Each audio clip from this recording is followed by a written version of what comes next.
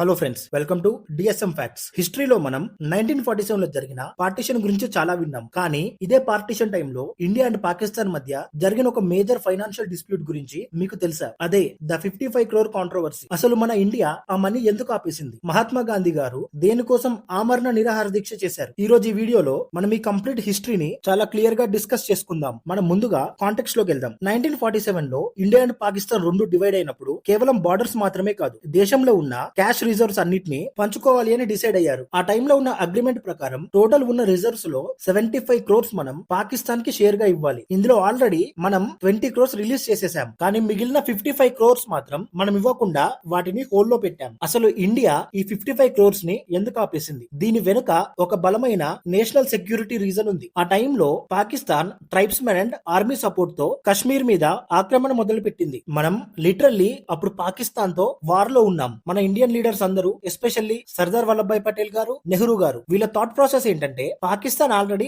Multiple agreements ని violate చేసింది. ఇప్పుడు మనం ఆ 55 crores కనుక రిలీజ్ చేస్తే పాకిస్తాన్ ఆ మనీని మళ్ళీ మన మీదే, మన సోల్జర్స్ మీదే అటాక్ చేయడం కోసం యూజ్ చేస్తుంది అని ఈ ఒప్పందానికి ఎగనిస్ట్ గా ఉన్నారు. సో టెక్నికల్లీ వార్ జరుగుతున్న టైంలో ఎనిమీస్ కి ఫండ్స్ ఇవ్వడం కరెక్ట్ కాదు అని ఇండియా ఆ మనీని ఆపేసింది. ఇది కేవలం ఒక రూమర్ కాదు ఫ్రెండ్స్, దీనికి హిస్టారికల్ ఎవిడెన్సెస్ కూడా చాలా ఉన్నాయి. మొదటిది వచ్చేసి ట్రాన్స్ఫర్ ఆఫ్ ఫండ్స్ అగ్రిమెంట్ 1947 లో జరిగింది. ఈ డాక్యుమెంట్స్ లో ఇది ఉంది. అలాగే అప్పటి senior civil servant VP Menon garu రాసిన ఫేమస్ బుక్, దాని పేరు వచ్చేసి integration of the Indian states. దీంట్లో కూడా దీని గురించి క్లియర్ గా రాశారు. మన కాన్స్టిట్యూంట్ అసెంబ్లీ డిబేట్స్ ఇంకా గవర్నమెంట్ కమ్యూనికేషన్స్ లో కూడా ఈ విషయం చాలా క్లియర్ గా రికార్డ్ అయ్యింది. అయితే జనవరి 12, 1948 న మహాత్మా గాంధీ గారు ఆమరణ నిరాహార దీక్ష స్టార్ట్ చేశారు. గాంధీ గారి డిమాండ్ ఏంటంటే పాకిస్తాన్ మనతో ఎలాంటి గొడవలో ఉన్నా కూడా మనం మన మొరాలిటీని వదులుకోకూడదు. మనం ప్రామిస్ చేసిన ఆ 55 crores ని ఇమీడియట్ గా పాకిస్తాన్ కి రిలీజ్ చేసేయాలి. Moral values student depend on the opponents actions అన్నది గాంధీ గారి వాదన. గాంధీ గారి యొక్క ఈ డెసిషన్ ని అప్పటి గవర్నమెంట్ లీడర్స్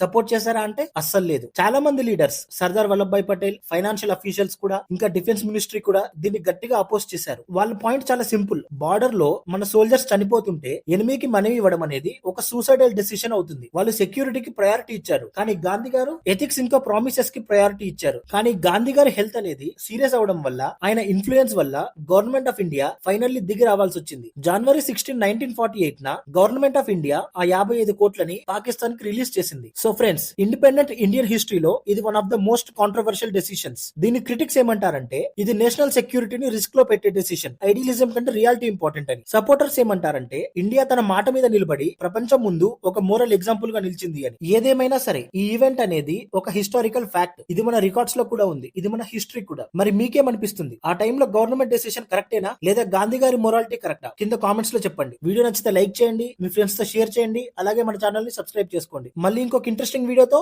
మీ ముందుకు వచ్చేస్తా. అప్పటిదాకా సీ యూ ఆల్, బాయ్.